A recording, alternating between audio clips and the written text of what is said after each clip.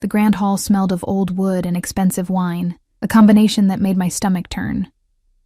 Or perhaps it was the weight of 100 eyes on me, assessing, dismissing, looking through me as if I were made of glass. The annual summit always felt like this.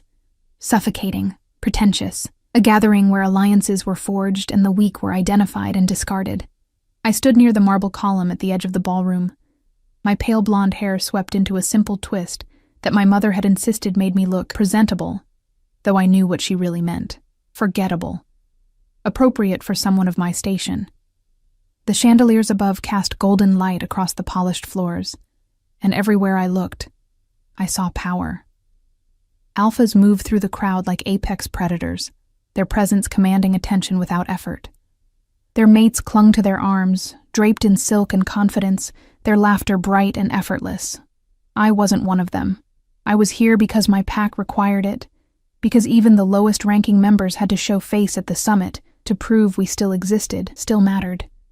But I knew the truth. I was invisible. My fingers traced the rim of my untouched champagne glass. The bubbles had long since gone flat, much like my hopes for this evening. Across the room, I could see members of my own pack, Delta, mostly, a few Gammas, clustered together, their conversations animated, but their eyes wary. We were the smaller delegation, the one that other packs whispered about. Struggling, weak leadership, declining numbers. I'd heard it all before. Felt the shame of it settle into my bones like winter cold. Still hiding in corners, I see. The voice came from beside me, and I didn't need to turn to know it was Cassandra. She moved into my line of sight, her dark hair perfectly styled, her dress the color of fresh blood. She'd always had a talent for making me feel small, even when we were children. Now, as the daughter of our pack's beta, she wielded her status like a blade. "I'm not hiding," I said quietly, keeping my voice even. Just observing. Observing. She laughed, a sound like breaking glass. "Is that what you call it? Clara, darling, you've been standing in this exact spot for an hour. People are starting to wonder if you're part of the decor." Heat crept up my neck, but I forced myself to meet her gaze. "I'm sure people have more important things to wonder about. Do they?" Cassandra's smile sharpened. "I suppose you're right. After all, why would anyone notice you?" She leaned in, her perfume cloying and heavy. "I heard your mother tried to arrange a match for you with the Riverside pack. They declined. Again." The words landed like physical blows, but I'd learned long ago not to let Cassandra see me break. My mother had tried, 3 times now, to secure some kind of future for me, to find a pack that might accept a woman with no notable bloodline, no special gifts.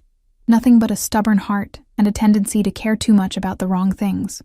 "I'm not interested in arranged matches," I said, proud that my voice didn't shake. "Of course not. How convenient." Cassandra's eyes glittered with malice. "Though I suppose it's easier to pretend you're being selective when no one's actually selecting you." She drifted away before I could respond, leaving me alone again with my flat champagne and the crushing weight of my own inadequacy. I wanted to leave, to slip out through the garden doors and breathe air that didn't taste like failure. But leaving early would only confirm what everyone already thought, that I didn't belong here, that I was too weak, too broken, too nothing to matter. My mother's words echoed in my mind, a memory from years ago when I was still young enough to believe in fairy tales. We'd been sitting in our small kitchen, and she'd been mending one of my father's old shirts. He'd been gone 3 years by then, lost in a border skirmish that our pack never spoke about. "Clara," she'd said, her needle moving in steady rhythm, "you have a gift for seeing people, really seeing them. Not what they show the world, but what they hide. That's rare. That's valuable. Don't let anyone convince you it's not." I'd held on to those words like a lifeline, even as the years proved that seeing people's pain didn't make me valuable. It just made me vulnerable. It made me care when I should have stayed distant, made me reach out when I should have protected myself. It had left me with a collection of scars that no one else could see, wounds that ached in moments like this. The music shifted, becoming slower, more deliberate. Couples moved to the center of the floor, and I watched them spin in practiced elegance. That's when I felt it. A change in the air, a sudden tension that made the hair on the back of my neck stand up. Conversations faltered, Heads turned. Even the orchestra seemed to play more quietly, as if the room itself was holding its breath. He entered from the north entrance, and I understood immediately why silence had fallen like a curtain. The Alpha King. I'd never seen him in person before. Few had. He kept to his territory in the northern mountains, ruling over the largest and most powerful pack in our world with an iron fist and a reputation that made even the bravest alphas nervous. Rumors surrounded him like smoke, that he'd killed his own father to take the throne, that he could shift faster than thought, that his eyes could see through any lie. Looking at him now, I believed every whispered story. He was tall, broad-shouldered, moving through the crowd with the casual grace of someone who'd never had to ask for anything in his life. His dark hair was longer than fashion dictated, touching his collar, and his face could have been carved from stone, all sharp angles and harsh lines. But it was his eyes that caught me, even from across the room, dark. So dark they were almost black, and absolutely cold, empty. Like looking into a winter lake and seeing nothing but your own reflection staring back. People parted for him automatically, their deference absolute. Pack leaders who commanded hundreds bowed their heads. Alphas who'd never submitted to anyone stepped aside, and he noticed none of it, or if he did, he didn't care. His gaze swept the room with the disinterest of someone surveying furniture. Cataloging but not engaging. I should have looked away, should have blended back into my corner, and let him pass through my line of sight like everyone else. But something held me frozen, that same quality my mother had named, that curse of seeing too much, because beneath the ice in his expression, beneath the carefully constructed wall of indifference, I saw something else, something that resonated with a hollow place in my own chest. Loneliness. Not the temporary kind that comes from being alone on a Saturday night, but the bone-deep variety that comes from being surrounded by people and still feeling utterly isolated. The kind I knew intimately. Our eyes met. It lasted only a second, maybe less, but in that heartbeat, I felt exposed in a way that had nothing to do with the low cut of my dress or my unremarkable status. He saw me. Actually saw me, not through me, and the intensity of his gaze made my breath catch. Then he looked away, dismissing me as quickly as he'd noticed me, and the moment shattered. I released a breath I hadn't known I was holding. "The king has arrived," someone murmured nearby, the words carrying the weight of obvious statement. The summit's true purpose could now begin. Political maneuvering, alliance negotiations, all the games that powerful people played. I was grateful to be irrelevant to all of it. The evening wore on. I made the required small talk with pack members who tolerated my presence but didn't seek it out. I smiled at appropriate moments, nodded during boring speeches, and counted down the minutes until I could reasonably excuse myself. The king had disappeared into private rooms with other pack leaders, conducting whatever business kings conducted, and I'd successfully avoided any more encounters with Cassandra. I was considering making my escape when the doors burst open, not the grand entrance doors, but the side ones that led to the gardens. 3 men strode in, and the energy they brought with them was wrong. Sharp, aggressive, threatening. They weren't dressed for the summit. Their clothes were practical, dark, designed for movement and concealment, and the way they scanned the crowd sent alarm bells ringing through my instincts. Hunters. The word formed in my mind with absolute certainty. I'd never encountered them personally, but I'd heard enough stories. Humans who'd learned about our existence and decided we were monsters that needed to be eliminated. They were rare, usually disorganized, more nuisance than real threat. But these 3 moved with military precision, their hands positioned near weapons I couldn't quite see. They were searching for someone. The crowd's chatter continued, oblivious. The music played on. Most people hadn't even noticed the newcomers, too absorbed in their own conversations and politics. But I noticed. And as one of the men's eyes locked onto me, then moved past me to fix on someone, behind me, my blood turned to ice. I turned slowly. The Alpha King stood alone near the terrace doors, his back partially to the room as he gazed out at the gardens, unguarded, isolated. The perfect target. Everything happened in slow motion and too fast at once. I saw the hunter's hand move toward his jacket, saw the intent written clearly in his expression, saw the distance between him and the king. too far for me to cross, too close for the king to escape if he didn't know the danger was coming. My body moved before my mind caught up. I crossed the distance to the king in stumbling steps, my heart hammering so hard I thought it might break through my ribs. I had no plan, no strategy. Just a blind instinct that screamed I had to do something, had to warn him, had to... "You're in danger." The words left my mouth in a whisper as I reached him. My hand finding his arm, the contact sent a shock through me. His skin was warm through the fabric of his shirt, solid and real, and the power radiating from him made my wolf whimper in submission. But I didn't let go. He turned to face me, those black eyes fixing on me with surprise that quickly shifted to something harder. "What?" "Pretend I'm your husband," I whispered urgently, stepping closer, into his space in a way that was completely inappropriate and absolutely necessary. "They're hunting you. 3 men, side entrance. Don't look. Just, please, trust me." For a heartbeat, I thought he'd push me away. Thought he'd dismiss me as crazy or attention-seeking. But something in my face, in my voice, must have convinced him. Because instead of shoving me aside, his arm came around my waist, pulling me against him with a force that stole my breath. "Play along," he murmured, his voice so low only I could hear it. Then, louder, for anyone watching, "There you are, darling. I wondered where you'd gone." His hand splayed against my lower back, the touch burning through the thin fabric of my dress. To anyone observing, we looked like a couple having an intimate conversation, a king with his queen, nothing unusual or alarming. But I could feel the tension in his body, coiled and ready. Could sense him tracking the threats I'd warned him about without turning his head. "How many?"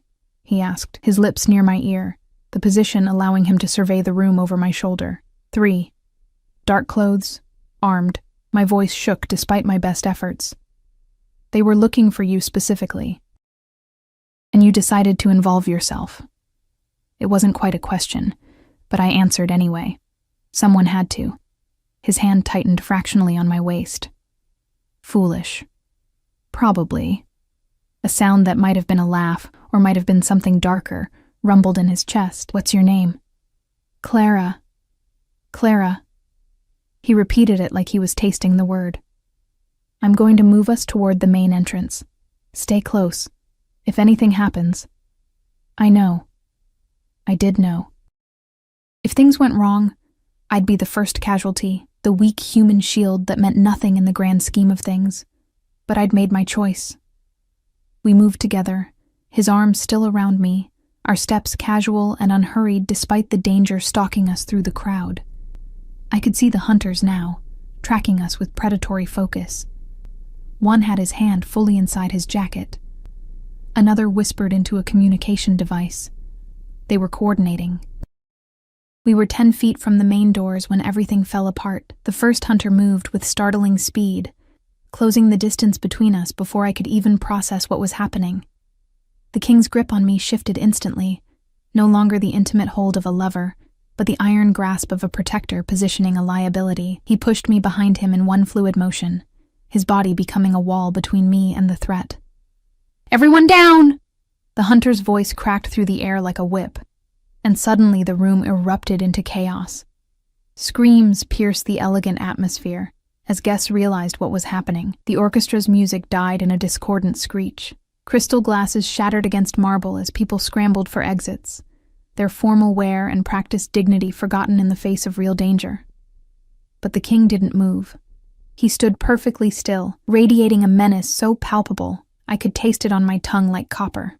The hunter had drawn his weapon now, something silver that gleamed in the chandelier light, designed specifically for creatures like us. Blessed bullets, probably.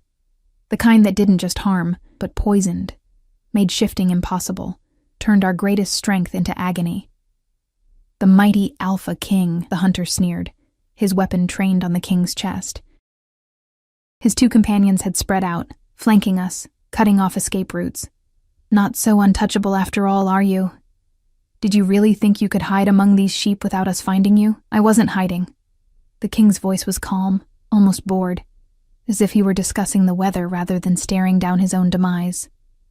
"Hiding implies fear," I don't fear humans. You should. The hunter's finger moved toward the trigger. Your kind has terrorized ours for centuries. Tonight, that ends. Tonight, we cut off the head of the snake. I felt the king's muscles coil, preparing to strike, but the angles were wrong. Even with his supernatural speed, even with all his power, he couldn't reach all 3 hunters before at least one shot landed. And in this crowd, with panicking guests still scrambling for exits, stray bullets would find innocent targets. My mind raced. The hunters were focused entirely on the king, their weapons tracking his every breath. They dismissed me completely, the pale, unremarkable woman cowering behind the monster they'd come to eliminate. In their eyes, I was already a victim, probably his next meal, certainly not a threat. They'd made a mistake. I didn't think. Thinking would have made me freeze, would have reminded me that I was nobody special, that I had no training for this, that my intervention would likely get me killed. Instead, I let instinct take over. That same reckless impulse that had made me approach the king in the first place. I grabbed the champagne bottle from the nearest abandoned table and swung it with every ounce of strength I possessed at the closest hunter's head. The bottle connected with a sickening crack. Glass exploded. The hunter staggered, his weapon discharging wildly toward the ceiling. Plaster rained down as the gunshot echoed like thunder through the grand hall. Everything happened at once. The king moved like lightning, like violence given form. He was on the first hunter before the man could recover, disarming him with brutal efficiency. Bones cracked. The weapon skittered across the marble floor. The second hunter tried to adjust his aim, but the king was already there, a blur of controlled fury that was both terrifying and mesmerizing to witness. The third hunter, the one who'd spoken, turned his weapon toward me. Time slowed. I saw his eyes, cold, calculating, already convinced of his righteousness, saw his finger tightening on the trigger, saw my own demise reflected in the barrel of his gun. Strange, the clarity that came in that moment, not my life flashing before my eyes, but a simple, quiet observation. I was about to end, and I'd never even really begun. Then the king was between us, moving faster than should have been possible, and the gunshot that would have ended me buried itself in his shoulder instead. He didn't even flinch. His hand closed around the hunter's throat, lifting him off the ground with terrifying ease. "You pointed a weapon at her," he said, his voice carrying a quality that made my wolf press flat in submission, made every instinct scream danger. That was unwise. What happened next? I turned away from.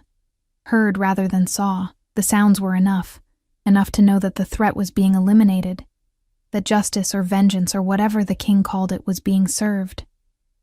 When the silence fell again, heavy and complete, I forced myself to look. The 3 hunters lay motionless on the ground. The king stood over them, his shoulder bleeding but his expression unchanged. Still cold, still empty, as if he'd done nothing more strenuous than swat away flies. Around us, the grand hall had cleared almost entirely. Only a few pack leaders remained, their guards positioned protectively, their faces showing varying degrees of shock and calculation. The king's eyes found mine across the carnage. "You're hurt," I said stupidly. Because what else was there to say? "Thank you for taking a bullet for me. Sorry I got you shot." Nothing seemed adequate. "It's nothing." He rolled his shoulder experimentally, and I watched, horrified and fascinated, as the wound began to close itself. His healing already working to push the bullet out. Silver core, not pure silver. It'll be gone by morning. That's good. You attacked an armed hunter with a champagne bottle. Yes. That was profoundly stupid. Probably, I agreed, my voice steadier than I felt. My hands were shaking now, the adrenaline crashing through me in waves. But it worked. Something flickered in his expression. Not quite a smile, but not the empty coldness either. It did. He moved toward me, his steps measured, giving me time to retreat if I wanted. I didn't move. When he reached me, his hand came up to cut my face, tilting my head back so he could study me properly. Why? Why what? Why warn me? Why involve yourself? You could have walked away. Should have walked away. His thumb brushed my cheekbone, the touch surprisingly gentle from someone who'd just dispensed brutal justice. I'm a stranger to you, a king you owe no loyalty to. So why risk yourself? The honest answer lodged in my throat. Because I saw your loneliness and recognized it as my own. Because someone had to, and everyone else was too concerned with politics and self-preservation. Because I'm tired of being invisible, and for one moment, I wanted to matter. Instead, I said, it was the right thing to do. He studied me for a long moment, those dark eyes searching for something I wasn't sure I possessed. Then he stepped back, his hand falling away, leaving my skin cold where his warmth had been. You should leave, he said quietly, before questions are asked that I can't answer for you. What will happen now? I gestured to the fallen hunters, to the destruction around us. The summit will continue. This changes nothing. His expression hardened again, the momentary softness vanishing behind walls of ice. Hunters have tried to eliminate me before. They'll try again. It's the nature of what we are, predators breeding fear in those who can't understand us. They called you a monster. I am a monster.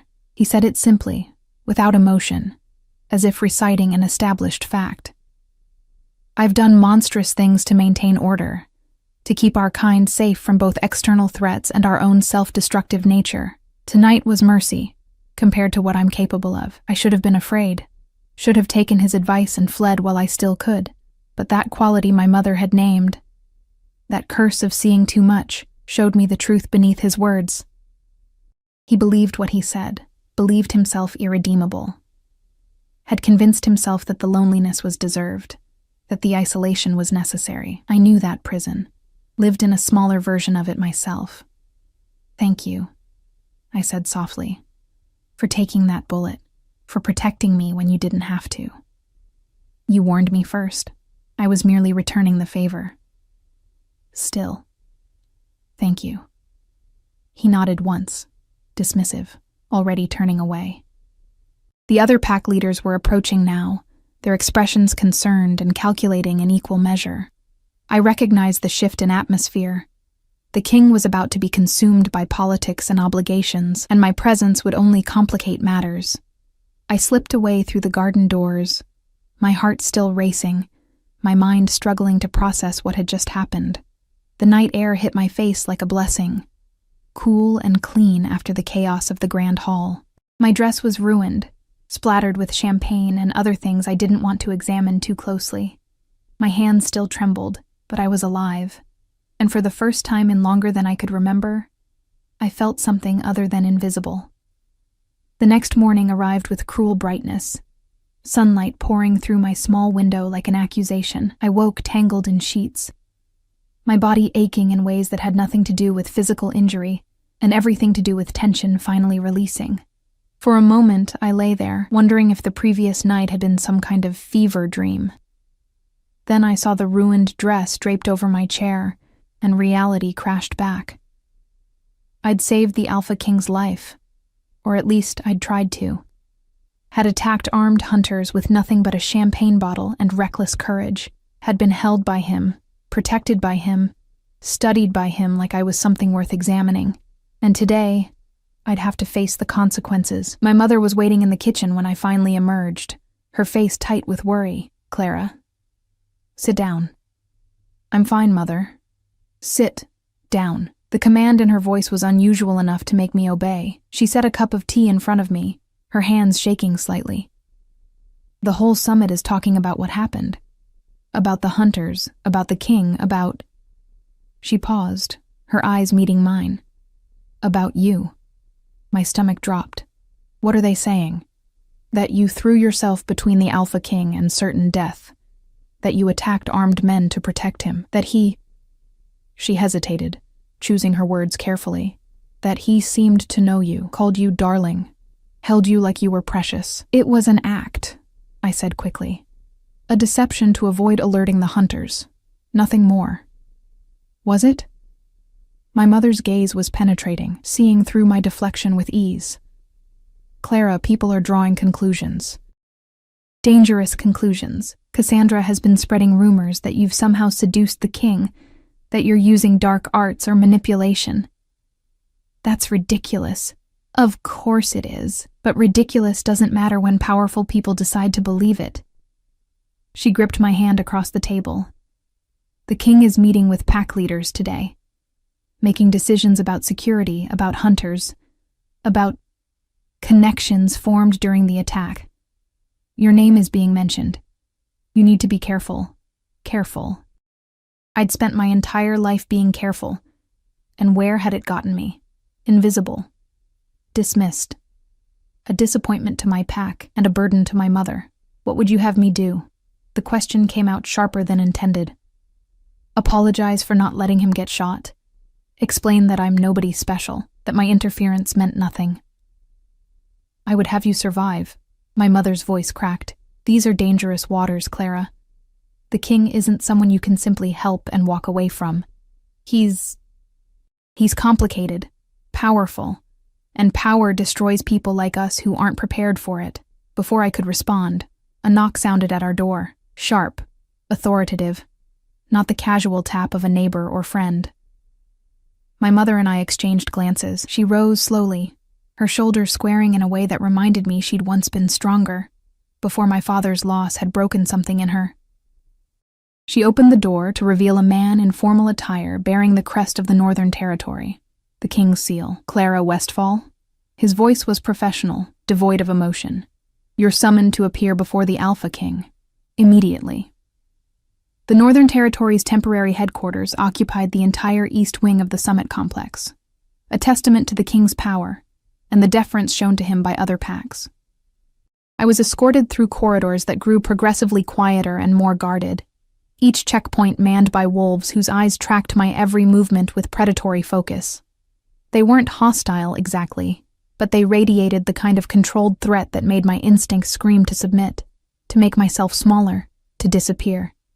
I refused to hunch my shoulders. Whatever was coming, I would face it with my spine straight and my chin up.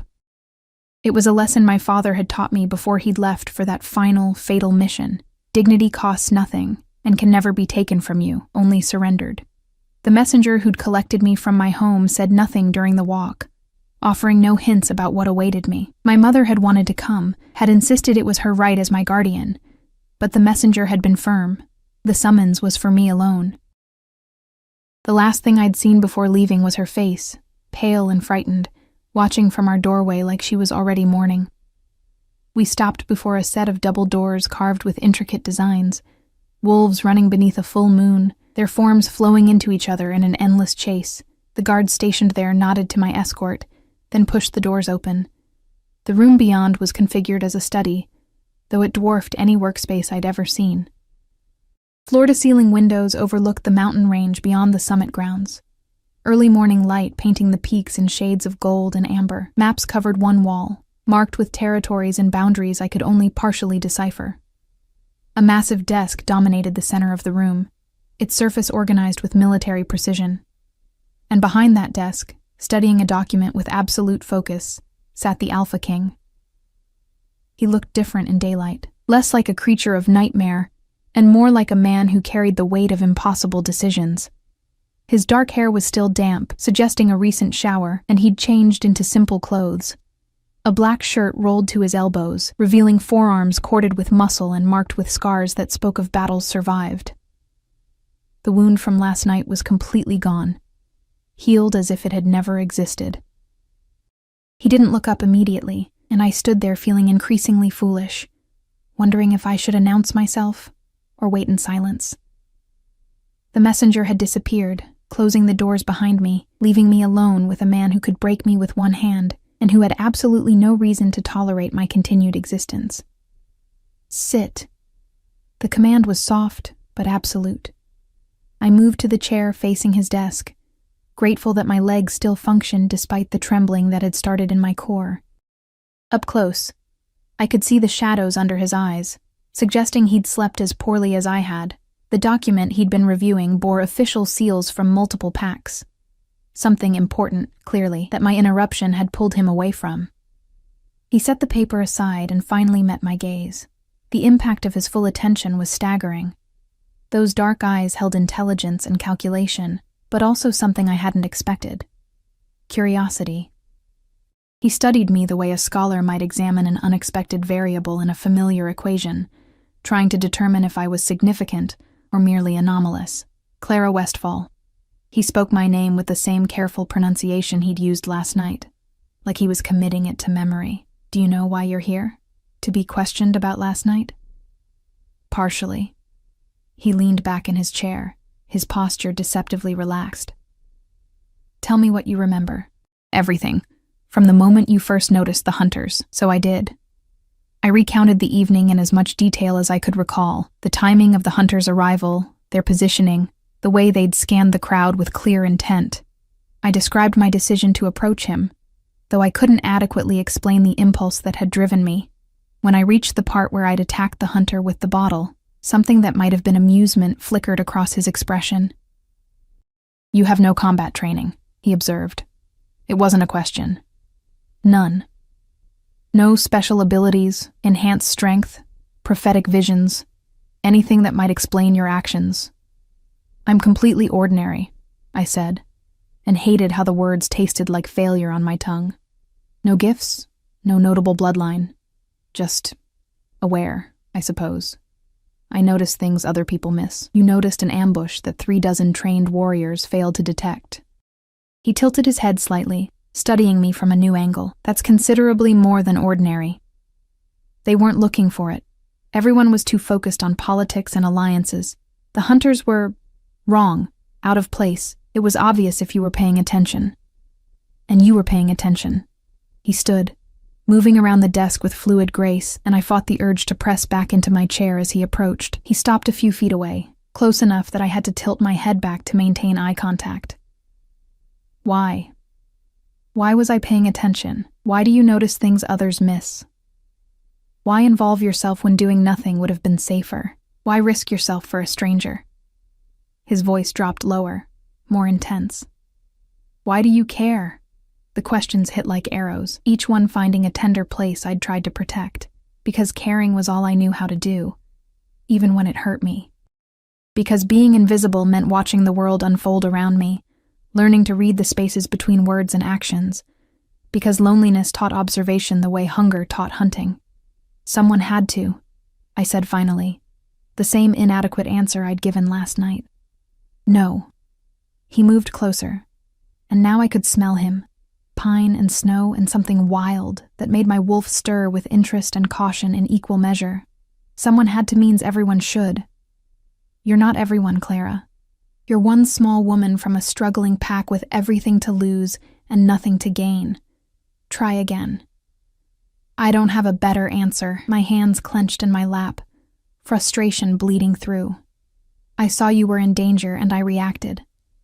If you're looking for some grand motive or hidden agenda, you'll be disappointed.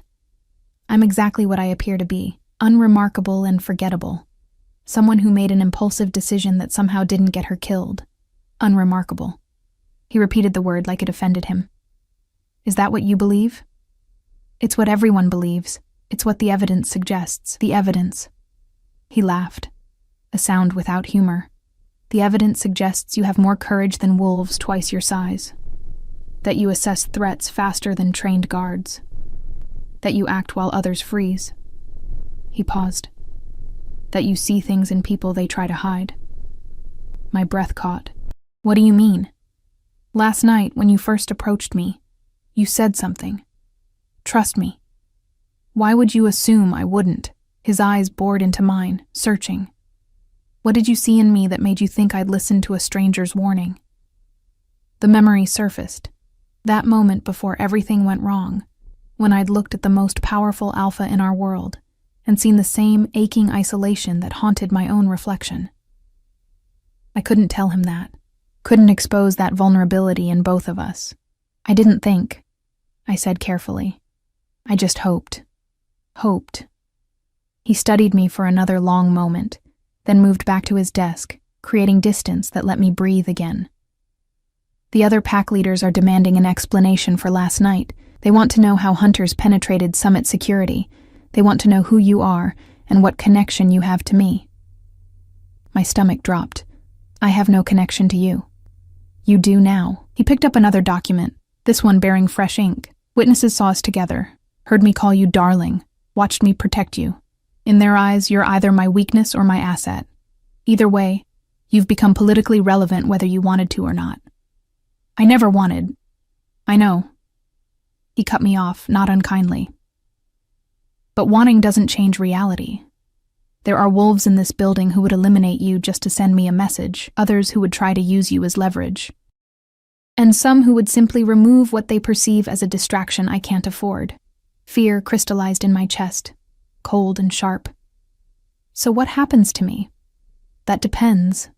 He set the document down, his expression unreadable. I can send you back to your pack with a story that diminishes your involvement, make you forgettable again, erase the connection in everyone's minds. You'd be safe, invisible, exactly what you claim to want. Or you stay close. Let everyone believe the connection is real, that you matter to me. His eyes locked on mine. It would be dangerous. You'd be a target, but you'd also be under my protection, which means anyone who touched you would answer to me personally. Why would you do that? The question emerged as barely more than a whisper. Why protect someone you don't know? You saved my life. You said yourself you would have survived. I would have. He moved back around the desk, eliminating the distance between us again. This time when he stopped, he was close enough to touch, to reach out and bridge the space that separated us. But you didn't know that when you acted. You saw danger, and you intervened, expecting nothing in return. That kind of selflessness is rare. In my world, everyone wants something. Everyone has an angle, except you. Maybe I'm just better at hiding my motives.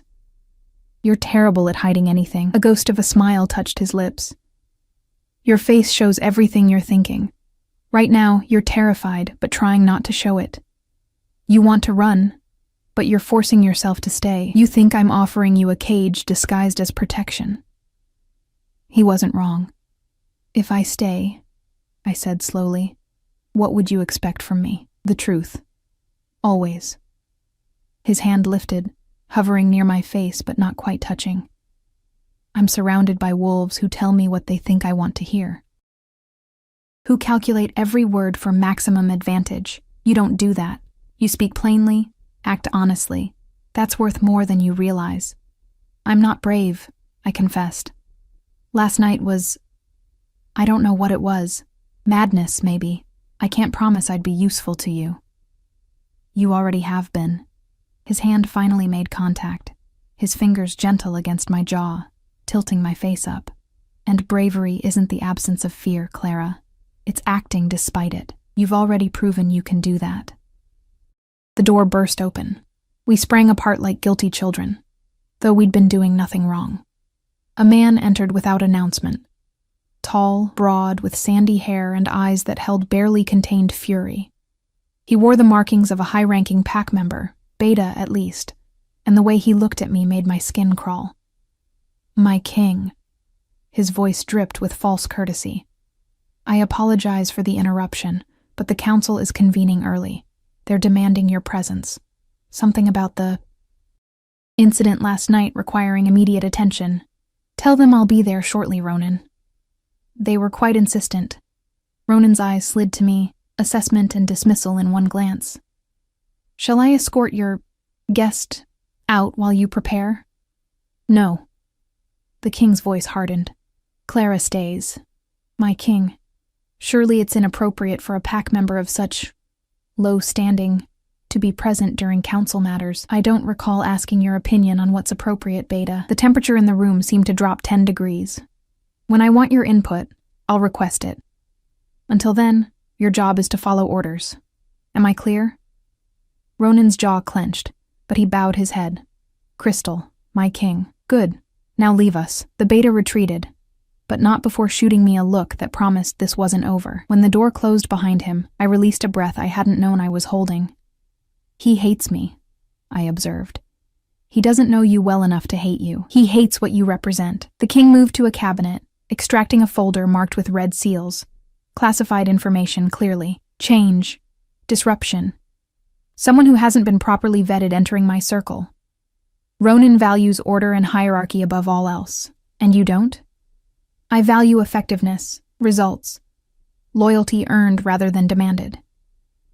He turned back to me, folder in hand. The council is going to ask about you. About last night. I need to know. Can you handle that kind of scrutiny? The questions will be invasive, and the wolves asking them will be looking for any sign of weakness. My throat felt dry. I don't know. Honest answer. Something like approval flickered in his expression. Here's what I propose. You accompany me to the council meeting. Not as a participant, but as an observer. Let them see that I value your presence. After that, you decide. Stay under my protection, or return to your pack with a cover story that keeps you safe. You'd let me choose? I'm not in the habit of keeping anyone against their will, Clara. His voice softened slightly. Whatever you decide, I'll honor it. But decide knowing that if you walk away, I can't protect you from the consequences of last night. And there will be consequences. It wasn't really a choice then. Stay and face danger head on, or leave and face it alone. I thought of my mother's frightened face, my pack's dismissive treatment, Cassandra's cruel words, a lifetime of being invisible, of watching important things happen to other people while I remained safely, miserably irrelevant. I'll stay, I said. For now. The king's smile was small but genuine. Then let's go remind the council why questioning my judgment is inadvisable. He offered his arm like a gentleman escorting a lady to dinner, rather than a king bringing an outsider to a meeting of the most powerful wolves in our world. I hesitated only a moment before taking it, feeling the strength in him, the barely contained power that thrummed beneath his skin. As we left the study and moved through corridors now crowded with curious onlookers, I realized I'd just made a decision that would change everything. There was no going back to invisible after this. No returning to the safety of obscurity. For better or worse, I'd chosen to matter. The council chamber was built to intimidate. Circular, with tiered seating that rose toward a domed ceiling painted with constellations, it reminded me of ancient amphitheaters where gladiators fought for their lives while spectators judged from safety.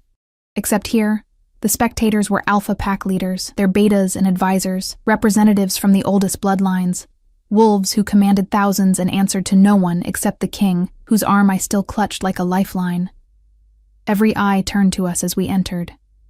The weight of their collective attention was suffocating. I felt my wolf press flat in submission, overwhelmed by the concentrated power in this room. These weren't ordinary wolves playing at authority.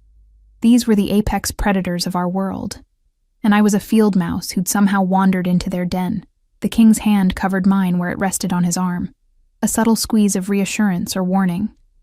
I couldn't tell which. His expression remained impassive as he guided me to the center of the chamber, where 2 chairs sat elevated above the rest. One was clearly his, massive, carved from dark wood, bearing the Northern Territory's crest. The other was smaller, but no less ornate, positioned slightly behind and to the right of his. A queen's chair. My steps faltered. He felt the hesitation and leaned close, his voice for my ears only. Sit. Say nothing unless directly addressed. And Clara, don't show fear. They can smell it, and they will use it. I wanted to tell him I was drowning in fear, that every instinct screamed at me to run, to hide, to make myself small enough that these predators might forget I existed. Instead, I lifted my chin and moved to the smaller chair, settling into it with as much grace as I could manufacture. The king took his seat beside me, and the room seemed to exhale collectively. We are convened. The king's voice carried effortlessly through the chamber, silencing the whispers that had started the moment we entered. I understand there are concerns about last night's incident. Speak freely. A woman rose from the second tier, silver-haired, elegant, wearing authority like a second skin. I recognized her from summit introductions as Alpha Moira of the Eastern Shores, one of the oldest and most influential packs. Her eyes, sharp as broken glass, fixed on me before sliding to the king. Your Majesty, I believe I speak for many present when I say we're confused by certain developments. Her voice was cultured, precise. 3 hunters infiltrated Summit security and attempted to assassinate you. This is deeply troubling and demands investigation. However, equally troubling is the presence of an unknown female who apparently has access to your private quarters and now sits beside you in council. Clara Westfall is not unknown, the king replied calmly. She's a member of the Riverside delegation. A delta, Moira interrupted, the word carrying unmistakable disdain. Forgive me, Your Majesty, but the presence of someone so insignificant at your side raises questions. What exactly is her role? What claim does she have to sit where queens have sat? The chamber erupted in murmurs. I felt my face heat, shame and anger warring in my chest. Insignificant. There it was again, the word that had defined me my entire life, now spoken aloud by someone whose opinion could shape policy across territories. Her role, the king said, his voice dropping to that dangerous quiet that made my spine straighten, is none of your concern, Alpha Moira. However, since you've raised the question publicly, I'll address it once. He paused, letting silence build. Clara Westfall saved my life last night. While trained warriors failed to detect the threat, she identified it, warned me, and engaged armed hunters to protect me. Her courage and quick thinking prevented what could have been a catastrophic loss. That is her claim to sit beside me. A convenient story, another voice called out. Male, rough, coming from a pack leader I didn't recognize. How do we know she wasn't part of the attack? Perhaps she arranged it with the hunters, positioned herself to appear heroic, all to gain your favor and access to power? My stomach dropped. I hadn't considered that angle, hadn't imagined anyone would twist my actions into something so calculated and vile. But looking around the chamber, I saw the idea taking root in various expressions. It made a perverse kind of sense to minds trained in political maneuvering. The perfect infiltration, using the king's own honor against him. If that were true, I heard myself say, my voice steadier than I felt, it would be the stupidest plan imaginable. The king's hand moved to the armrest between us. A warning or support, I couldn't tell.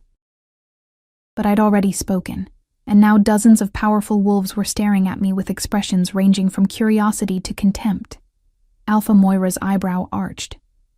Please enlighten us.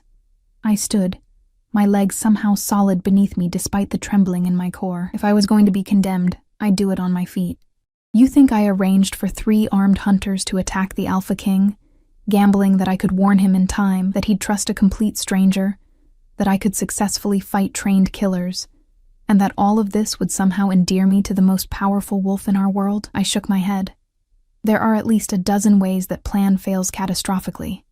I'd be dead, or imprisoned, or executed for treason. What could I possibly gain that would be worth that risk? Power, Moira said simply. The kind of power that comes from capturing a king's attention. From sitting where you sit now. I don't want power. The words emerged with more force than I intended. I never asked to be here. I warned him because it was the right thing to do. Because watching someone get hurt when I could prevent it isn't something I'm capable of ignoring. If that makes me stupid or suspicious in your eyes, then fine. But don't insult me by pretending I'm clever enough to orchestrate some elaborate scheme. I'm exactly what I appear to be. Someone who made an impulsive decision that somehow didn't end in disaster. Silence fell across the chamber. I just contradicted an alpha, spoken out of turn, made myself even more of a target. But something fierce had awakened in my chest, something that refused to bow under the weight of their judgment. She has spirit, a new voice observed, warm, almost amused. A man rose from the 3rd tier, younger than most present, with copper hair and a smile that didn't quite reach his eyes.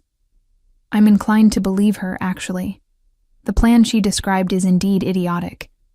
But her actions last night? Quick thinking under pressure, selfless intervention. These are qualities we should celebrate, not interrogate with suspicion. Alpha Garrett makes a fair point, another voice added. Female, thoughtful. Perhaps we're looking at this situation backwards. The hunters who attacked last night were professionals. They had inside information about security protocols, about the king's schedule. That's the real threat. Not this girl who happened to notice what our own guards missed. The tide was shifting. I could feel it. Not everyone was convinced of my innocence, but enough doubt had been introduced that the accusations were losing momentum. The king had remained silent throughout, letting me defend myself, letting the council see me as something other than a pawn in his games. Ronan, the beta who'd interrupted us earlier, stood from his position near the king's chair. If I may, Your Majesty, regardless of Miss Westfall's intentions, her continued presence poses a security risk. She's unvetted, unprotected by any significant pack bonds. Perhaps it would be wise to place her under supervised protection while we investigate last night's events more thoroughly. It was smoothly done, framed as concern for my safety while actually suggesting imprisonment. The king's expression didn't change, but I felt the temperature drop. Beta Ronin. The king's voice cut through the chamber like a blade. Are you suggesting I'm incapable of protecting someone under my care? Not at all, Your Majesty. I merely suggest that spreading our resources to guard an outsider might be unwise when threats clearly exist within our own ranks. Then let me be perfectly clear. The king stood, and every wolf in the chamber responded instinctively, straightening, paying attention. Clara Westfall is under my direct protection. Anyone who threatens her, questions her loyalty without evidence, or attempts to remove her from my presence will answer to me personally. Her safety is now a matter of my honor. Is that understood? The declaration rippled through the chamber like a shockwave. By tying his honor to my protection, he'd made me untouchable. But he'd also made me a symbol, a test of his authority. Challenging me now meant challenging him directly. Alpha Moira's expression tightened, but she bowed her head. Understood, Your Majesty. Others echoed the acknowledgement, though not all looked pleased about it. I saw calculation in various faces. Wolves already planning how to use this new dynamic to their advantage. The king wasn't finished. Now, regarding last night's actual security failure. Alpha Garrett, your pack oversees summit protection this year. Explain how 3 hunters entered undetected. The copper-haired Alpha's easy smile faded. We're investigating, Your Majesty. Preliminary evidence suggests they had help from the inside, someone with access to patrol schedules and checkpoint rotations. A traitor. The word hung heavy in the air, in your ranks or elsewhere. We don't know yet. The hunters themselves provided no useful information before they expired, meaning the king had killed them too quickly for interrogation. I remembered the sounds from last night, the finality of it, and suppressed a shiver. Find them. The king's command was absolute. I want every pack member who had access to security protocols investigated. I want communications monitored. I want the traitor's identity within 48 hours. And if the investigation points to multiple packs? Moira asked carefully. If this conspiracy extends beyond summit security, then we have a bigger problem than 3 dead hunters. The king's eyes swept the chamber. Someone in this room, or someone they trust, wanted me eliminated. Until we know who, everyone is suspect. Council sessions will continue under enhanced security. Pack delegations will be confined to their assigned territories, except during official events, and any pack leader who objects to these restrictions can consider their loyalty questioned. It was a lockdown disguised as protocol. Trap the conspirators by limiting their movements and communications. Smart, but also dangerous. Caged predators became desperate predators. The session continued for another hour, devolving into logistics and arguments about security measures. I remained silent in my chair, hyper-aware of every glance thrown my way, every whispered conversation that might be about me. By the time the king dismissed the council, my nerves were scraped raw. We walked back to his study in heavy silence, guards trailing at a respectful distance. Only when the doors closed behind us did I allow myself to sag against the nearest wall, exhaustion crashing over me in waves.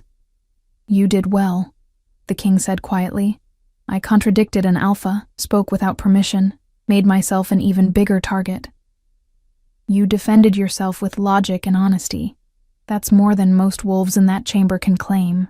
He moved to his desk, pouring 2 glasses of amber liquid from a crystal decanter. He offered one to me. You're shaking. I'm terrified, I admitted, taking the glass. The liquor burned going down, but the warmth helped steady me. They hate me.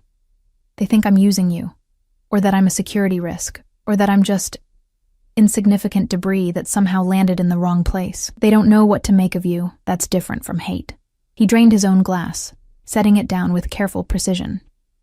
You confuse their worldview. Someone with no power, no status, no obvious ambition, who nevertheless acted with courage when it mattered. It doesn't fit their understanding of how wolves behave. Maybe they're right. Maybe I am just lucky debris. You saved my life, Clara. He moved closer, his presence overwhelming in the confined space. Luck didn't do that. Courage did. Compassion did. The ability to see what others missed and act on it despite the risk. And now I'm trapped. The words escaped before I could stop them. You've tied your honor to my protection, which means I can't leave without making you look weak. I can't go home, can't return to being invisible. Whatever I was before last night is gone. Is that what you want? To go back? I thought about my small room, my mother's worried face, Cassandra's cruel dismissals. Thought about being overlooked and underestimated, about watching life happen to other people while I remained safely, miserably irrelevant. No, I whispered. But I don't know how to be what you need me to be either. I don't need you to be anything except yourself. His hand lifted to my face, thumb brushing away a tear I hadn't realized had fallen. The council saw what I see, someone real in a world of performances. That's rare enough to be precious, or dangerous. Often the same thing.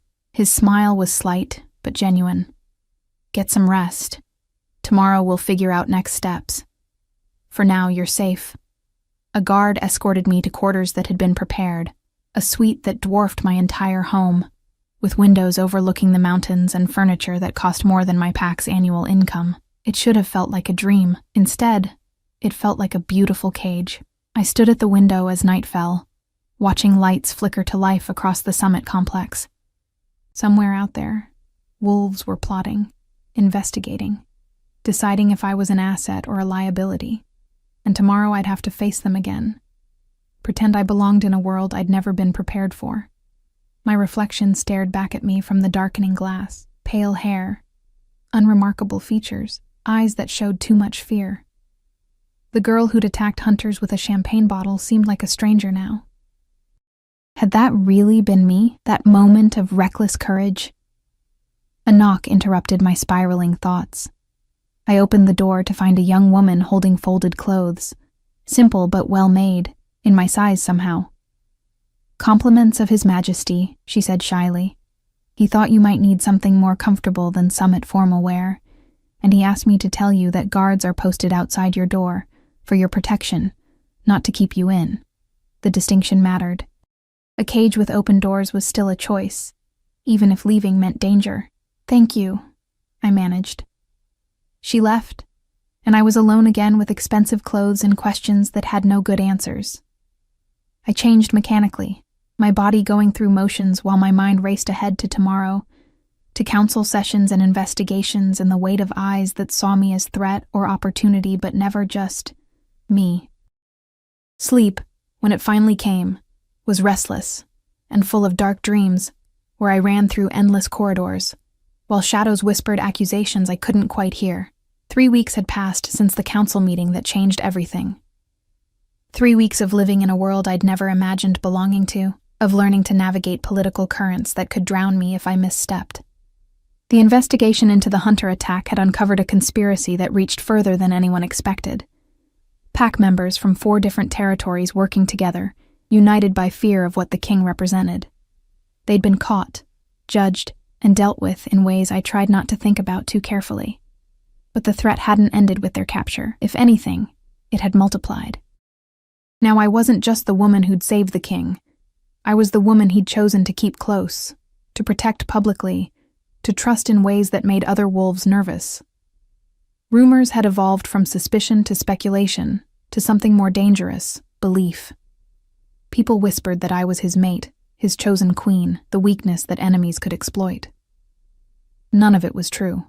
But truth mattered less than perception in this world. I stood in the king's private training grounds, watching him spar with 3 of his elite guards simultaneously.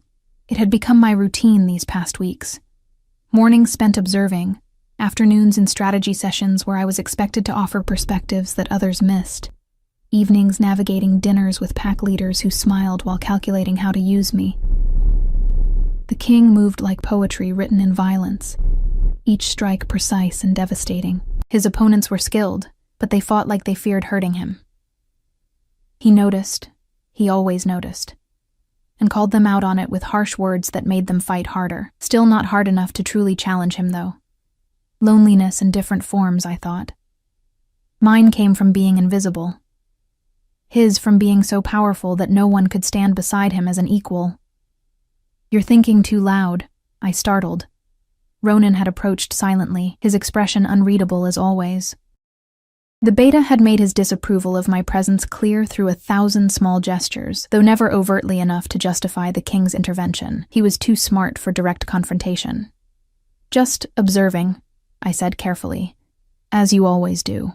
He moved to stand beside me, watching the king finish his training session with a move that sent all 3 guards sprawling. "Tell me, Clara, what do you see when you look at him?" The question felt like a trap. "I see someone who carries tremendous responsibility." Diplomatic answer. Ronan's smile didn't reach his eyes. "I'll tell you what I see. I see a king who's been alone so long he's forgotten what it means to need someone. And now you're here, disrupting that carefully maintained isolation. Do you understand what that means?" "He doesn't need me," I said quietly. "I'm just here." "You're not just anything, and you know it." Ronan's voice lowered. "He laughs at your observations. Seeks your counsel on matters he'd normally decide alone. Defends you against pack leaders who outrank you by every measure. You've become something he can't afford, a vulnerability. I never asked to be. No one asks to matter, they just do, and then everyone else has to deal with the consequences." He paused. "There are wolves who would eliminate you to protect him from himself. They'd consider it a service to the realm, removing a distraction before it becomes a liability." A fear crystallized in my chest. "Are you threatening me?" "I'm warning you." His expression shifted, becoming almost gentle. "I've served him for 15 years, Clara. I've watched him bear burdens that would break lesser wolves. I've seen him sacrifice everything. Peace, happiness, the possibility of normalcy, to keep our kind safe. And in all that time, I've never seen him vulnerable. Until you." The king was approaching now, having dismissed his sparring partners. His shirt clung to his shoulders, damp with exertion, and his eyes found mine immediately. Checking, always checking, as if he expected me to have vanished in the moments he wasn't watching. "Ronan." His voice held a question. "Something you need?" "Just checking on security protocols, Your Majesty. There's been word of unrest in the Western Territories. Nothing immediate, but worth monitoring. See to it." The dismissal was clear. Ronan bowed and left, but not before shooting me one last meaningful look. "What did he say to you?" the king asked once we were alone. "That I make you vulnerable." I met his gaze steadily. "Is he right?" He was silent for a long moment, studying me with that intensity that still made my breath catch. "Come with me. There's something I want to show you." He led me through corridors I'd never explored, down stone steps that descended deep beneath the summit complex. The air grew cooler, older, carrying the weight of centuries. We emerged into a cavern lit by bioluminescent moss, its walls covered in ancient markings, the history of our kind, written by the first packs who'd learned to shift between forms. "This is the heart," he said quietly, "where the first Alpha King was chosen, where every king since has come to remember why we exist, why we lead." The carvings told stories of chaos, wolves tearing each other apart, territories burning, children left orphaned by endless wars. And then, a single figure emerging, strong enough to command peace, wise enough to enforce it without destroying the freedom that made wolves what they were. "We exist to prevent this," his hand traced one of the carvings. A mother grieving over fallen pups.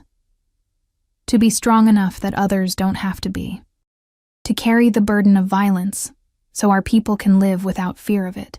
He turned to face me. "That's why I can't afford vulnerabilities, Clara. Not because I fear for myself, but because if enemies can hurt me through someone I care about, everything I've built becomes fragile. Then send me away." The words hurt to speak, but I forced them out. "If I'm a weakness, eliminate me from the equation. Let me go home." I tried. His admission was so soft I almost missed it. That first night, after the council meeting, I told myself you'd served your purpose, saved my life, been rewarded with protection, could now return to your pack safely. I drafted the orders, had Ronan prepare the escort. What stopped you? You did. He moved closer, close enough that I could feel the heat radiating from him, smell the wild scent that made my wolf whimper with want and submission. You stood in that council chamber and defended yourself with nothing but honesty, You didn't try to manipulate or seduce or play the political games everyone expected. You were just real. And I realized I couldn't remember the last time anyone had been real with me. My heart hammered against my ribs. So what am I to you? Really? I don't know. The confession seemed torn from him. I've never had this. Never wanted it. Caring about someone beyond their tactical value or political utility. It's not something kings are supposed to do. We're supposed to love our people collectively, not individually. Supposed to see the greater good, not one woman with pale hair and eyes that see too much. You barely know me. I know you attacked armed hunters to protect a stranger. I know you speak truth when lies would be easier. I know you watch people the way I watch territories, looking for the hidden dangers, the unspoken needs. His hand lifted to my face, cupping my jaw with surprising gentleness. I know that when you're near, the loneliness that's been my constant companion for 15 years fades. And that terrifies me more than any hunter or conspiracy ever could. Because it makes you vulnerable, because it makes me hope. His thumb brushed my cheekbone, and hope is the most dangerous thing a king can feel. I should have stepped back, should have maintained the distance that kept us both safe. Instead, I leaned into his touch, letting myself feel the warmth of his palm against my skin. The solid reality of someone seeing me, not as invisible or insignificant, but as myself. Ronan's right, I whispered. This is dangerous. Everything worthwhile is. He kissed me then, and the world narrowed to the press of his lips against mine, the strength in his arms as he pulled me closer, the way my body fit against his like we'd been designed for this exact configuration. It wasn't gentle or tentative. It was claiming and desperate, the kiss of someone who'd denied himself connection for so long that now, allowed a taste of it, he couldn't hold back. When we finally broke apart, both breathing hard, I saw something in his eyes I'd never seen before. Uncertainty. I don't know how to do this, he admitted. How to be a king and also this. Whatever this is. Neither do I said honestly. I don't know how to be in your world, how to navigate politics and threats, and people who want me gone. I don't know if I'm strong enough for what loving you would require. Loving me? He repeated the words like they were foreign. What else would you call it? I challenged. When you think about someone constantly, when their safety matters more than your own, when their loneliness echoes your own so loudly you can't ignore it, what is that, if not the beginning of love? He stared at me, and for the first time since I'd met him, the ice in his expression cracked completely. What lay beneath was raw and vulnerable and achingly human, fear and hope and desperate longing all tangled together. I would call it, he said slowly, the most terrifying and necessary thing I've ever felt. A sound echoed from the entrance. Footsteps, running, urgent. We separated quickly, professional distance reasserting itself by instinct. One of the king's guards appeared, breathing hard. Your Majesty, we have a situation. Alpha Moira has called an emergency council session. She's claiming new evidence about the conspiracy. Something that involves Miss Westfall directly. Ice flooded my veins. What evidence? She wouldn't say. But she's demanded Clara be present to answer questions, publicly. The king's expression hardened back into the mask I'd first seen. Cold, controlled, dangerous. Tell Moira I'll be there shortly, and that she should choose her accusations carefully. The guard bowed and left. I stood frozen, mind racing through possibilities. What evidence could Moira possibly have? I'd done nothing except exist in proximity to power. No schemes, no conspiracies, nothing but trying to survive each day in a world I didn't belong to. It's a move, the king said, already analyzing. She's been maneuvering against me since the incident, trying to undermine my authority. Attacking you is attacking me. But indirectly enough that I can't retaliate without looking tyrannical, so what do? We face it. His hand found mine, squeezed once. Together. Whatever she has, whatever she claims, we face it and we survive it. That's what we do now. The council chamber felt different this time. Charged with anticipation, predatory excitement poorly masked as concern. Moira stood at the center, holding what appeared to be documents, her expression triumphant in a way that made my stomach drop.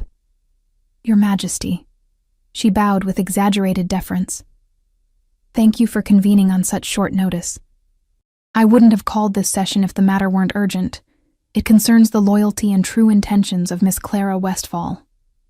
"State your evidence," the king commanded, his voice flat and dangerous. Moira held up the documents, communications between Miss Westfall's pack and known hunter sympathizers, messages indicating that her pack has been feeding information about Summit security to outside sources. And most damning, a letter from her mother, discussing the possibility of placing Clara in a position of influence to gather intelligence. The chamber erupted in whispers. I stood frozen, my mind struggling to process the accusation. My mother? Conspiring with hunters? It was absurd, impossible. "Let me see those documents," the king demanded. Of course. Moira approached, offering them with a smile that didn't quite hide her satisfaction. He read in silence, his expression unreadable. Each second felt like an eternity. Finally, he looked up, his eyes finding mine across the distance. "Clara, did you know about any of this?" The question hit like a physical blow. He was asking publicly, forcing me to defend myself in front of the wolves who already wanted me gone. Smart, politically. It showed fairness, gave me a chance to speak. But it also revealed doubt. No. My voice came out steady despite the trembling in my limbs. I knew nothing about any communications with hunters. My mother wouldn't. She would never. "Your mother is desperate," Moira interrupted smoothly, a widow trying to secure her daughter's future by any means necessary. "Is it so hard to believe she'd make deals with dangerous people if she thought it would elevate you?" "It's not just hard to believe," I said, anger finally cutting through the shock. "It's impossible. My mother hates hunters. They're the reason my father is dead. She would rather starve than ally with them." Noble words.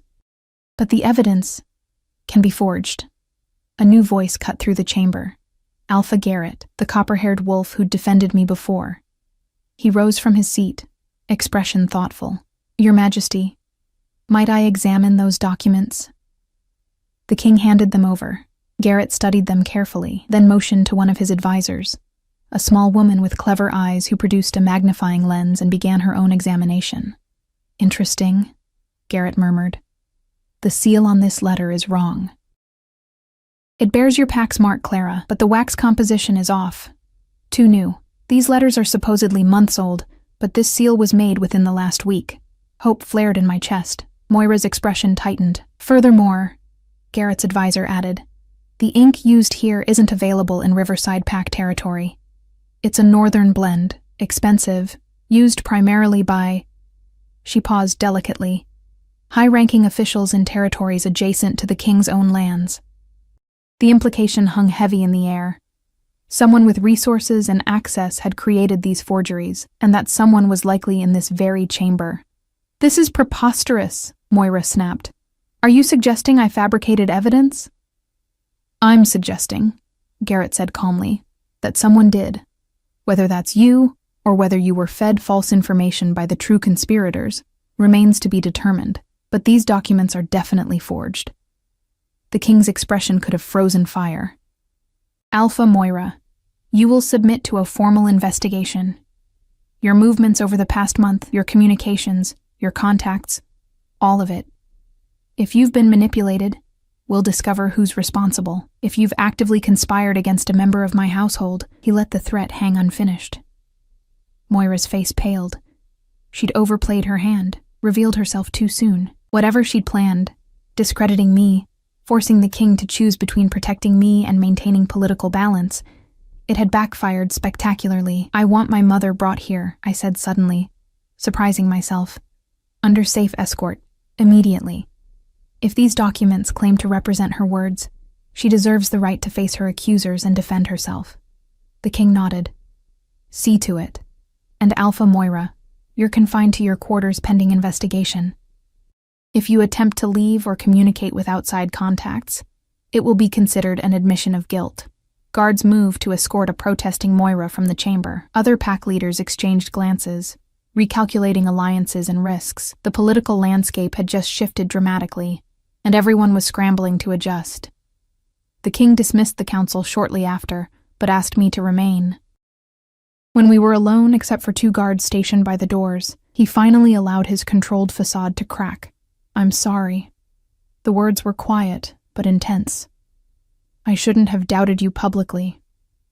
Shouldn't have—" "You did what you had to do," I interrupted. "Gave me a chance to defend myself fairly. If you'd immediately dismissed the accusations, it would have looked like favoritism, made everything worse.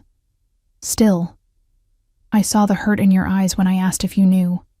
For a second, I wondered if you believed I was capable of that kind of betrayal," I admitted.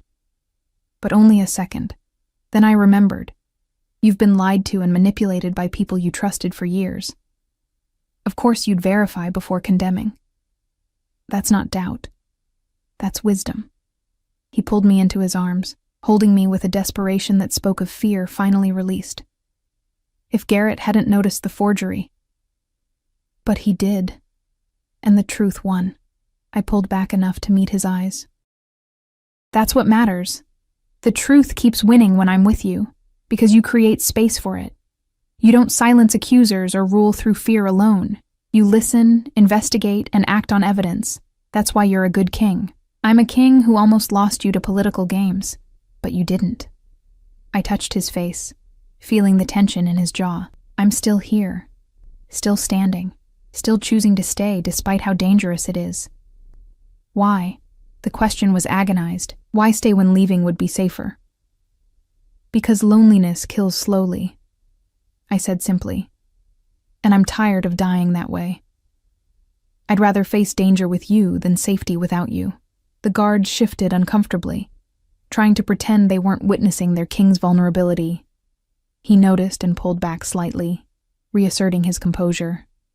"Your mother will arrive tomorrow," he said, back to business. "We'll clear her name publicly, expose whoever created those forgeries. And then what?" His smile was slight but genuine. "And then we figure out how to be a king who loves someone, and a woman who loves a king, together. However messy and complicated that becomes. It will be very messy," I warned. "I'm counting on it." 2 months later, I stood in the same grand hall where everything had begun, but now I wore a dress that marked me as more than an invisible observer. The summit had concluded, and most packs had returned to their territories. My mother had been cleared of all accusations. The investigation had traced the forgeries back to a faction within Moira's own pack, wolves who'd acted without her knowledge but used her ambition as cover. Moira herself had been stripped of her alpha position, a harsh but necessary consequence. The king, my king now, in ways that transcended titles, stood beside me as we watched the last delegations prepare to depart. His hand found mine, a gesture we no longer hid. "Regrets?" he asked quietly. I thought about my old life, the invisibility, the safety of insignificance, the simple routines that had required nothing of me. Then I thought about who I'd become, someone who spoke in council sessions, who helped investigate conspiracies, who stood beside the most powerful wolf in our world, not as decoration, but as counsel. No regrets. I squeezed his hand, though I reserve the right to complain when the politics get especially tedious. He laughed, a sound that still surprised me with its rarity and warmth. "Complain as much as you need. It keeps me grounded. That's my job now, keeping you grounded, among other things." His eyes held promises that made my pulse quicken, though I have a few ideas about other responsibilities you might enjoy more. "Your Majesty," Ronan interrupted, approaching with his usual perfect timing. His expression had softened toward me over the past weeks, acceptance, if not quite approval. "The final security reports are ready for your review, and Clara, your mother asked me to tell you she's prepared dinner. She insists you both join her tonight." My mother had adapted to the changes in my life with surprising grace. She'd moved to quarters near mine, found purpose in organizing charitable works across territories, and occasionally gave the king advice that he actually listened to. Their relationship had evolved into something like mutual respect, built on their shared investment in my well-being. We'll be there, I confirmed. Ronan nodded and left. The king turned back to me, his expression serious. There will be more challenges, he said. More wolves who resent your influence. More situations where we'll be tested. This isn't a fairy tale ending where everything becomes perfect. I know. I did know. Had learned it through weeks of navigating threats and politics and the constant pressure of living under scrutiny. But I also know that being alone was slowly destroying both of us. At least this way, whatever comes, we face it together. Together. He repeated the word like a vow. I never thought I'd have that. Never thought I deserved it. You didn't have to deserve it. You just had to be willing to let someone see past the crown to the person wearing it. I stood on my toes, pressing a kiss to his jaw. Lucky for you, I'm exceptionally good at seeing what others miss. Exceptionally lucky, he agreed, pulling me closer. Around us, the summit complex continued its organized chaos. Packs departing, territories being reinforced, the machinery of government churning forward. But in this moment, in his arms, I felt something I'd never experienced before. I felt home. Not in a place, but in a person. Not in safety, but in belonging. Not in invisibility, but in being seen, truly, completely seen, and choosing to stay visible despite the cost. The pale-haired girl who'd once hidden in corners was gone. In her place stood a woman who'd learned that courage wasn't the absence of fear, but the choice to act despite it. That love wasn't about finding someone perfect, but about finding someone whose brokenness fit against yours in ways that made both of you stronger.